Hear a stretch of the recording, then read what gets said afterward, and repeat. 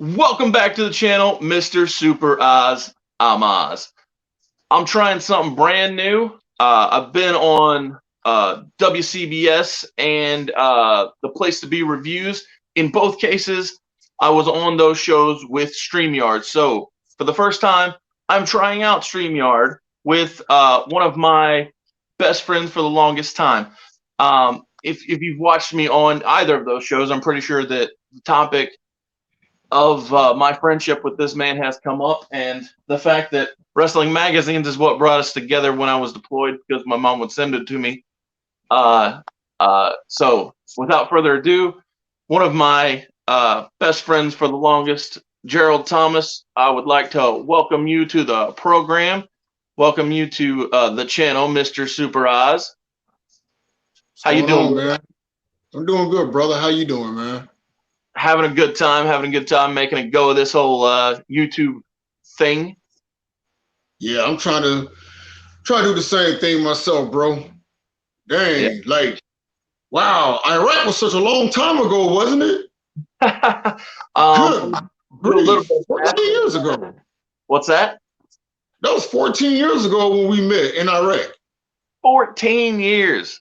Wow. 14 years, bro. Love it. Yeah. Good grief. Yeah. This man here, not only was he my friend in Iraq, but he was my first ever opponent in the wrestling ring. Shout out to, yeah, those were different. Yeah, yeah, I know, right? What a baby. Yeah, good times. Oh my goodness. Yeah. What was that? Oh no, that was my phone buzzing. Sorry about that. You getting the love? Yeah, man. Yeah. I'll take care of that once we're done with this. Oh, you're good. You're the hot face. Yeah, You're the bro. hot face in the territory there. Everybody's going to be hitting you up. Oh, of course. Yeah, Yeah. I still got my work shirt on. Just like I said, what I'm saying, just walked in, but it's all good. Hey. I feel you. Yeah. Yeah. But talking about wrestling, the video going out this Sunday is the Mr. Super Oz triple shot. Talking about Mm-hmm. what I think's going to happen, what I want to happen at a wild card for WrestleMania. Josiah will be on, and I welcome you to be a part of it too. Okay. All Cool. right. So just think it over. Think it over. We'll Mm-hmm. get together again before the weekend. And but yeah, I just like I said, I wanted to try out this idea because there are so many people. So obviously we're not in the same state. We haven't been in the same state for a long time. I know years. Yeah, but there's so many people from my past that I think that could help out the channel. And you being one of them, obviously. So that's why we're trying out this Mm-hmm. yard product and trying to make it happen. So yeah, you were saying before we went live, before we started recording, you thought Randy Orton could do a little more than this tag team run. Why don't you lay that out for the listeners? Well, I'm obviously what they call a mark because I'm not in the business, but a smart mark at that. That when Wrestler always a wrestler. Bro. sir. I said once a wrestler, always a wrestler. Oh yeah, no doubt, no doubt. And I still love the art of professional wrestling. Don't get me wrong, because you and I, we both tried it, and we got to see for ourselves. It's more than just what you see these people do in the ring. It's like a whole psychology behind the character, how you do the matches, the storytelling. And from our experiences, I have to say that made us have a deeper respect for the business itself, to know, in ways, even though it didn't go the way we wanted it to, I still say that you and I, we still paid our dues. So we still have every right to talk about how we feel about the product and how we feel about how a lot of talents are being treated. And also asking ourselves, when is Veer Mahan really coming to Raw? That's like saying, where in the world is Carmen Sandiego at this point? Yeah, I guess they finally gave him an arrival date, which is the Raw after Mania this week. They finally put a date on it. But yeah, it has turned into a joke. It's the Brodus Clay, it's the Emelina of the modern age. You said Brodus Clay. Good grief. Yeah. I'm sorry. Don't be surprised if Veer Mahan is doing some Bollywood dance when he comes out the Monday after Mania. Oh God, this has Kingo from Eternals all written all over it. I'm sorry. I hope Veer Mahan doesn't see this and kicks my butt for saying that. Not a bad call. That's not a bad call. Although the fact is that's only what, a year out of the zeitgeist. I think Vince needs a good 5 years before he can ever touch on anything in pop culture. Right, because by the time he actually catches up, we're just like, okay, on to the next thing. Exactly. But yeah, what you say about Randy? I mean, Randy's a veteran. He's been in this game for what, 20 plus years, and I feel that Randy has really done more of his fair share of like being paid his dues for the business. That I feel like they could have him in a better angle than him being in a tag team with Matt Riddle. Riddle, yeah, I'm sorry, golly, and it's just like the goofy gimmicks that they had this man doing. Like, honestly, I like the heelish Randy Orton, to be honest with you. I mean, I like the fact that he's playing the role of mentor, but you got this man entering in spelling bees and scooter races. I'm like, really? I mean, this really like. So if the rumors are true, the only reason this team hasn't ended is because Randy and Riddle are actually friends and they're having a hell of a ball. Okay. Because the rumor I heard was that this team wasn't supposed to last past night number 1 where they teamed up last year, but because they're legit friends and Randy has pull, he's been able to keep the friendship going. But my complaint isn't necessarily that he's in a tag team program, but that we're repeating a match at WrestleMania we've already seen on Raw multiple times. Because at the time of our recording, they've got booked RK Bro versus not American Alpha, but Alpha Academy and Street Profits, which is a match that we've already seen and multiple variations thereof. So, because I understand the idea of wanting to work with a friend, we did that plenty against each other. So, like I said, I get where Randy's coming from, feeling comfortable wanting to work with your friend. I'm against creative being so lazy that they're saying, hey, let's just rewind this stuff we've already done and do it on the big stage. Right. That kind of reminds me of like back in the old WCW days when they always had Lex Luger and, Paul White when he was a Giant wrestling every Monday. And I'm going, okay, we get it. We get it. I mean, Luger strong. Right. You don't have to keep showing us Tom and Jerry every week. You know what I'm saying? I mean, and again, I'm not, like I said, I'm on the outside looking in, but as a fan, I'm just going, they're just like, again, we see Bianca Belair go up against Doudrop every week, just about. And I'm going, well, how many times? Go ahead. I think the reason they're doing that is a lot like the Luger Paul White example is to show off how strong Bianca is going against the heavy Doudrop, just like with Luger picking up big, strong, or showing that he's big and strong, picking up the Giant. But I agree that the repetitiveness is the problem, not necessarily the match in and of itself. Because in both examples, they're fine matches, but it's just repetitive and nothing new. Right. And I'll give it to them, Elimination Chamber, when I called it, I was like, they just show the women in the Elimination Chamber match show they can more hold their own. Just my opinion, they can more than hold their own. No, I agree. I agree. Outside of Brock dominating the main event, it was definitely ladies' night at the Elimination. It was. And to be quite honest with you, I hope I'm pretty sure I might catch some flack for anybody who's like watching this live. I'm going to say that the women, to me, are carrying the WWE. It's the best time to be into women's wrestling. That's for sure. Yeah. And not just in WWE. Impact has had a strong women's showing for years. Mhm. AEW's doing their best to get on par with those two rivals. Yeah, no, now is the Mhm. time to be into women's wrestling. I was talking to a coworker / friend about this recently because he wasn't born until, I don't know, forever. He's a youngin, right? And so he's like, Right, oh, right.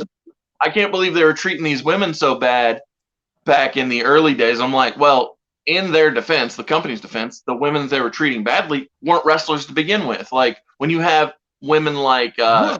Sable and Tori and Stacy Keibler doing pillow fights and junk, well, it's not like they were master tacticians. They weren't big into the grappling, Right. so they were just doing the best they could with them. But now you've got such great women's wrestlers active that you can't do nothing but have great matches with those. Right. And I am so glad that you have a lot of women pioneers that show that these women could be more than just a pretty face, and you just throw some wrestling gear on them and say go out and have a match. That's just like throwing nice tires and nice shiny rims on a car, but why invest to put value in it just because it looks good? You know what I'm saying? Not to say I'm calling women, not that I'm trying to call women it's or compare them to cars, but I'm just using that as an example. I And that's the understand. reason why. You can't run, but you fancied it up. Yeah, I got it. Yeah, Sable was a wrestler who couldn't wrestle. Just like if you're putting fancy rims on a car that won't start, like what's the point? Right, and that's why people got to give credit to like Alundra Blaze, even when she was Medusa in WCW. Give credit to her. Shoot, give credit to Luna. Give credit to Luna Vachon as well, because Have you watched Dark Side of the Ring? Have you watched Dark Side of the Ring? Yes, I did watch that, and I was going. She tried to push very hard for women to be seen more than just eye candy and arm candy and valets. Exactly. She tried. And that's all they tried to see her as, just another pretty face. But she tried to show that women can go too. Big time talent. So undervalued. And exactly. Another undervalued I'm going to throw out there. I'm going to throw out Joni Lawler. I'm going to throw out Chyna. I'm going to throw her out there. I'm going to throw her out there. Chyna, it's a doggone shame that Chyna didn't get her flowers until after she passed away. Well, so people finally recognize what she brought to the table. The argument that was always made as to why not to put her in the Hall of Fame was, to me, so puzzling because Vince made the argument that, oh, what if the kiddies Google her? Well, she wasn't the only ones in those videos that were on the internet. So you keep putting another participant on your program, and yet he's treated totally different. No, don't get me wrong. I love Sean Waltman, but it's like it took two to tango. I mean, yeah, true. And golly, what's the girl's name from Jersey Shore? She was in a WrestleMania match. Snooki? Was it Snooki? Yeah, I'm like, well, she's in what? Go ahead. What'd you say? Oh, she teamed with John Morrison. Yeah, I remember that. Okay, I'll be honest, I vaguely remember that because when I watch WrestleMania, I want to see the actual people that are actually busting their butts on the road. The only person that I will give a pass to is Bad Bunny. Reason why is because at least Bad Bunny, he didn't just get in the ring, just flop around like a fish out of water. He respected the business to the point where he actually went to go train and learn how to do these moves and take these bumps. I was like, they put Bad Bunny team here with Damian Priest. The reason being is he was the person who actually had love for the business. Right. And I respected that because at first I was like, really? Bad Bunny in WrestleMania? But then I'm just going to say this, that Bad Bunny gained a new fan in me. When I saw him go out there and do that flipping power driver, I said, know what? When he got that ovation from the fans, I was like, Bunny earned a lot of people's respect because the love and respect that he has for the wrestling business. Not the superstar business. Oh, no. I'm going to call it the wrestling business. Okay. Yep. Man, it's just so much ground I want to cover. just want to cover about wrestling and Well, that's the beauty of entertainment. this test. That's all this was this test to see if it Yeah. would work. Now that we know that we're good to go, I would love to have you on any and all of the wrestling product that I produce. So it's been forever, but we're gonna. Oh, it has. If you're willing, I would love to do this on a regular basis. Oh yeah, oh, no doubt, no doubt. No doubt, man. I just got my head just full of things. This bald head of mine just ready to just explode like Megamind because I got like so much stuff I want to talk about, and it's like you're only one of a few people that understands where. Like I understand where you come from with your creativity because you don't look at things as just like, okay, I just put this on paper and boom, there it is. You actually take time out to character development and why should I concern myself with this character? Because real quick, I caught your breakdown of Peacemaker with your two friends, and like I said, I enjoyed it for what it was, and one thing that I do want to talk about, I don't know if we got time to talk about today, was a very all the time in the world, brother. All the time in the world. Okay. The very important thing that you have brought up was how Peacemaker or John Cena, because like you said, you only see the man as John Cena, not Chris Smith, but right. Then again, separate them. Right. But then again, it's like just like the running joke goes like, did you really see John Cena Peacemaker, or did you just see a helmet and two guns shooting and killing butterflies and the whole thing? Right, exactly. But before, like halfway through the video, I had to pause and think to myself, you said exactly what I've been thinking and want to get off my chest for the longest, and that's exactly how male characters are treated or mistreated in entertainment. Mm-hmm. Because, of course, my favorite genre before the comic book movie franchise, became what it is now, has always been 80s action films and 90s action films. And also, like the films where you like buddy cop films and your films where you have like these tough guys, super cops out there beating up bad guys, and everybody's like, wow, that would be awesome if I could do that. But then, but nowadays, this whole toxic masculinity crap that they're trying to push on folks, and everybody talking about like defund the police, this and all this other crap, it makes it hard to like anybody to enjoy entertainment. In other words, what I'm saying is when I watched the entertainment back in the day, you had these tough guys out there, larger life guys that Arnold Schwarzenegger and Sylvester Stallone and Van Damme and Seagal played that was like, that made men want to be like, that's kind of man I want to be, just go around, just roundhouse kick folks like Chuck Norris, and also be the kind of men that women look up to like, yeah, I like him and I hope I get him at the end of the day. Nowadays, it's toxic masculinity and blah, blah, blah, blah, blah, and we got to have a message.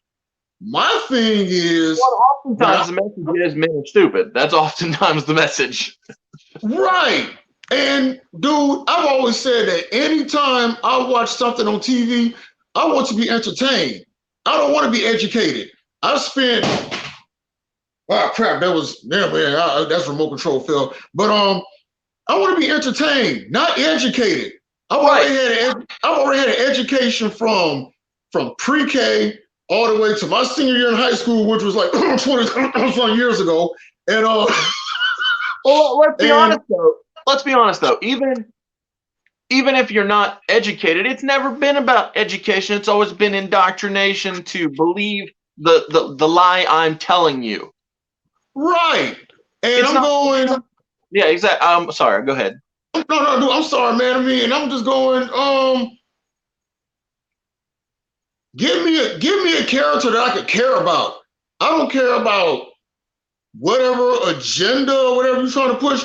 Give me storytelling. Look, the whole purpose of entertainment is I want to escape from the real world for a good 30 to 45 minutes to hour, 3 hours, and not think about bills, life, going to work, wonder if my toilet's gonna clog up, wonder if my power's gonna go out, whether I'm gonna get a flat tire on the road. Like, dude, I want to. That's just like when people say wrestling is fake. Like, really, you say wrestling is fake, but then you change when you watch Euphoria on HBO every weekend it comes on, and you believe it's like really. Well, since it's going out over YouTube, I will send some praise out to another YouTube video. Doesn't need my help. It's gotten all the views in the world. But there's a famous YouTube video by Max Landis that's called "Wrestling Isn't Wrestling," and if you've never seen it, go watch it.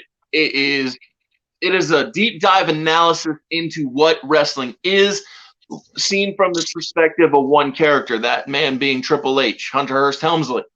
Right. And Okay. I'm gonna check it out. Yeah, if you haven't seen it, no, I'm glad. I'm glad because when I go to the gym or go work out a few minutes, I'm gonna listen to it, brother. It's so insightful. He even says himself, Max Landis, the writer and narrator of said video, he says he knows he got some of the facts wrong, but he's telling a good story, and that's the fact. It is a good story, and when you listen to it, you'll understand what he's getting at, which is everybody says wrestling is fake, but as he puts it, it's more real than anything else you'll watch on television because it's real people. There's only one take, and you go out and you're live. And when things don't work, you have to adjust and come at it a new way. I'm pretty sure you've seen The Wrestler with Mickey Rourke. Oh, damn absolutely. Good movie. Love that movie. And I remember his character saying something along the lines of that he lives in the wrestling world because he gets hurt in the real world too much, or he doesn't get hurt. He doesn't get hurt in the wrestling world like he does in the real world. Something to that effect. And I'm going, exactly. That's exactly. You just shut your brain off and be entertained. Well, let's look at it from a real life perspective, not Mickey Rourke, but a man who we recently lost in Scott Hall. He said himself that the reason he got into the wrestling business was because reality was too hard. I don't know if you've watched his life story before, but so on Peacock, which I recommend, it's called Living on the Razor's Edge, the Scott Hall story. He talks about how that as a bouncer, he took a man's life, and he just wanted to get away from reality, and that's why he lost himself in wrestling. And it's also why he drank too much too, honestly, because life was too hard. But yes, escapism is a very important thing, far more than what the media will have you believe. Escapism is important, and indoctrination is not where it's at. Right. And I mean, I'm just like, and it also reminds me of that DVD that you let me borrow years ago, the Secrets of Wrestling DVD, Ring of Honor, when Raven talked about the number one selling point, star power. Mm-hmm. Yeah. He made two very good examples. He said when Russell Crowe was in Gladiator, he didn't play that character. He was that character. He made you believe he was that character. Versus Hayden Christensen as Anakin Skywalker, you're like, okay, you're just a man in a black robe with mommy issues, like carrying out Order 66, okay, whatever it was called. And again, when I watched like Dark Side of the Ring, again, speaking of like character, I didn't know that Randy Savage didn't just play that character. He was Randy Savage 24/7 until he retired. Exactly. Lived the gimmick. He lived the gimmick the same way Maxwell Jacob Freeman lives his gimmick as quite possibly one of my favorite current heel right about now, because he embodies what he embodies that business, embodies that heel persona. Right. Nobody is safe from him. Yeah, that's the beauty of being in the know. And most people are, let's be honest. Most people are in the know. And when you know that he is forever and always remaining in character, it just gives a new appreciation for what is actually happening. And right. I agree with you. If I could break my arm patting if I was him, I'd break my arm, pat myself on the back for the good job I'm doing. And dude, I'm just like, you know, and it just really irks me when people say again, you know, wrestling is fake, but then they believe everything they see on the news. Right. Like they tune into CNN and Fox 24/7, but you're telling me wrestling is fake. I'm like, I'd rather be entertained than be depressed. Mm-hmm. You know, I'd rather be entertained than be depressed. But and also piggyback on another thing as far as like character development goes, it also goes to what John Moxley said about Nick Gage. It ain't your abs, it ain't your biceps, it's your ability to connect with your crowd. Raven said that same thing. Yeah, putting an ass every 18 inches is, I believe, right. Dusty Rhodes once said. Right. Nobody cares about how you look. You can look like Mr. Olympia, but if you're not connecting with the crowd, well, being the fact that we are live, I'm not going to repeat what Raven said, but let's just say that it's something that you rather do in your room by yourself when you ain't got no business on the internet late at night. Let me just leave it at that, okay? Exactly. But yeah, man, that's just something I just want to get on my chest, you know. And yeah, we could definitely do this because I have my predictions about this year's WrestleMania, which I'm going to write down in what you said, like your three what you call it again? Triple shot. Yeah. What I think can happen, what I want to happen, and a wild card. Right, because one of the things that actually did happen, and you called it, being the fact it was taking place in Texas, is that Steve Austin's coming back. And whether he's going to wrestle or not, or hit KO with the stunner, we'll see. Who knows? Yep. We'll see. But for what I've been hearing, he's been training to at least try to do a match. But my thing is, it's funny how WrestleMania 19 was his. I didn't even know that was his retirement match. To be honest with you, I saw a documentary later on. Yeah, it's funny how go ahead. It wasn't promoted that way. Right, and I'm glad it wasn't. At least it didn't get the reception that Lesnar and Goldberg got at WrestleMania 20 when everybody. And this was before the dirt sheets. I'm sorry, let me take it back. This was the dirt sheets before Twitter and Facebook and everything. And I'm like, wow, just imagine if Lesnar and Goldberg said, screw this today. Oh man, they thought they got ate up from the dirt sheets then? Oh my God. Exactly. Oh my God. But yeah, at least Austin's, retirement was kept under wraps. Nobody knew about that. But it's also funny how that was WrestleMania 19, and that was also 19 years ago. My biggest thing is because of his neck, and we've seen Edge come back, we've seen Lita come back, we've seen Kurt Angle come back, we've seen the American Dragon, Bryan Danielson come back, but at least they had like that time between maybe 4 to 5, maybe a decade, you know what I'm saying, when they had to retire. Austin's been out for 2 decades, and as much as I want to see him, stop the mud hole, walk it dry, and all this stuff, as a fan, I don't want to get too physical to the point where it's like, dude, he ends up jacking himself up, It took me a year before I was comfortable watching Bryan Danielson wrestle. Now I can watch him comfortably, but there was a good long time after his return where I would just be like, please be careful, whoever he's in the ring with, please be careful, because I was worried about him. I understand where you're coming from. I understand where you're coming from, Austin, because I'm sure that if they go ding ding, I'm going to be worried about him too. I am too, and I'll be watching. I'm probably gonna be biting what's left of my fingernails. Be like, please don't do anything. But I haven't heard anybody say a bad thing about Kevin Owens and being in the ring with him. Legitimately, I heard Jericho say there's not a better set of hands for Austin to be with.